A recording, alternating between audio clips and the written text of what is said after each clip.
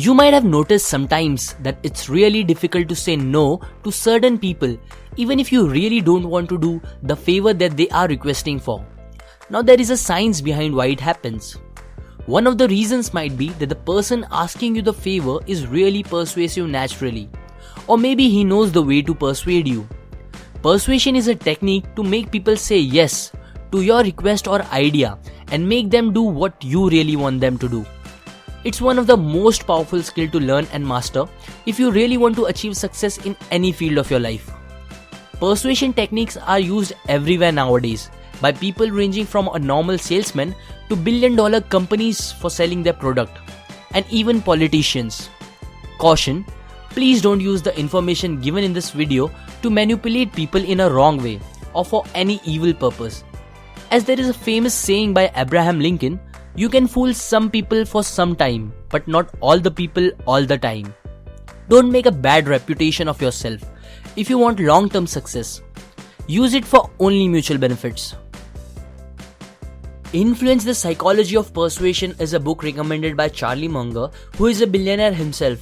And this is one of the best books I came across on the topic of persuasion. So let's begin. During the course of evolution, human brain has developed shortcuts for making decisions quick to save energy of the brain. These shortcuts are nothing but triggers. In today's world, our brain uses these triggers more than ever, as our brain is flooded by information through various sources nowadays, and we don't have enough time and energy to analyze all the information that comes to us. We hugely make decisions on the basis of these triggers and not real facts as we think we do. And it all happens at subconscious level of the brain, so we are not aware of it. There are basically 8 triggers discussed in this book which make us take decisions and are used for persuasion. Number 1. Scarcity. Going back thousands of years, survival was very difficult. The most important resources for survival were very scarce. So naturally, human grew attraction towards scarce resources, as we needed them urgently. After thousands of years, that sense of urgency is still present in our brain. We are more likely to get attracted to certain things whose availability is limited, and we mostly take actions to get it if we feel that we can lose that thing. Companies use this fact to a great extent. Example, companies make limited edition products, not because they can't make more products, but it triggers the customer to buy it since it is scarce and not available in abundance. Similarly, big restaurants usually put less food on plate. Advertisers use terms like hurry, offer valid only for today, etc. are all examples for this. This concept can be used in all aspects of life. Considering love life, dating gurus give important advice to people that they should not be always available for their crush, mainly during the initial period to build attraction and avoid the curse of getting friend-zoned. Number 2. Reciprocacity. It's a really powerful mechanism of brain. Humans have a deep internal need to settle things with each other to make things fair. So if you do a favor to someone, then they will return it with a favor. But if you do something bad, you can get much worse in return. Example, if you get a gift by someone on your birthday, then you are more likely to give that person a gift on their birthday. Now giving a business example. There is a multi-million-dollar organization, Hare Krishna, which makes a lot of money through donations. One way of getting donation is that at the airport they approach people and pin a flower to their clothes. Even if you say you don't want, they insist you to take it as a gift. And after you accept that gift, they immediately ask that if you would like to donate some money for their organization. Now it becomes really hard for the person to say no, as we have that urge to settle things with each other, and mostly people donate due to this fact. Number 3. Concession. Example for concession from the book explains it clearly. Once when the author was at airport, a boy came to him and asked him to buy a ticket for an event. But as the author was not interested, so he refused. After the denial, that boy asked him to buy a chocolate instead, which costed just $1. The author took that chocolate without any hesitation. But after the boy left, he realized something strange. As why did he bought that chocolate when he not really liked chocolate that much in the first place? This concludes the concept of concession.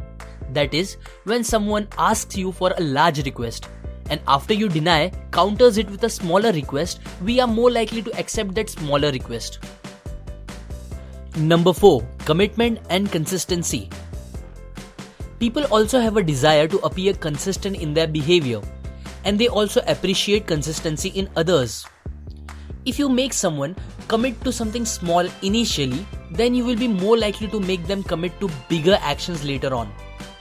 Using these facts, persuasion is possible. Example, an experiment where a group of people were given a cancer awareness button and requested them to wear it for a week. It was a harmless request, so most of them agreed. Sometime later, these same people were requested to give a donation to help fight cancer. Not surprisingly, this group of people not even just donated, but with an amount much more than that of the other groups. Why? Because in wearing the button for a week, cancer fighting had now become a small piece of their identity. They were now more likely to behave as a cancer fighter would. Similarly, a charity gets people to sign a petition, not so much to influence others, but to increase their commitment to the cause. I will tell you another example where toy companies use this principle. What happens is that a toy gets heavily advertised. Children get excited by it and then approach their parents about buying it for the Christmas. After some consideration, parents agree and make the commitment to buy it. When they go to the store, they discover that the toy is out of stock. So they check out other stores and then discover that it is simply not available anywhere. Note that this is done purposely by companies and stores. So what they do? Simply they buy other toys to compensate and apologize to the child. Suddenly in January, the toy arrives in store. Children notice this and tell their parent to buy. That is the time when consistency kicks in and parents go to buy that toy. The toy stores now not only sold that toy but other toys as well, using your commitment and consistency.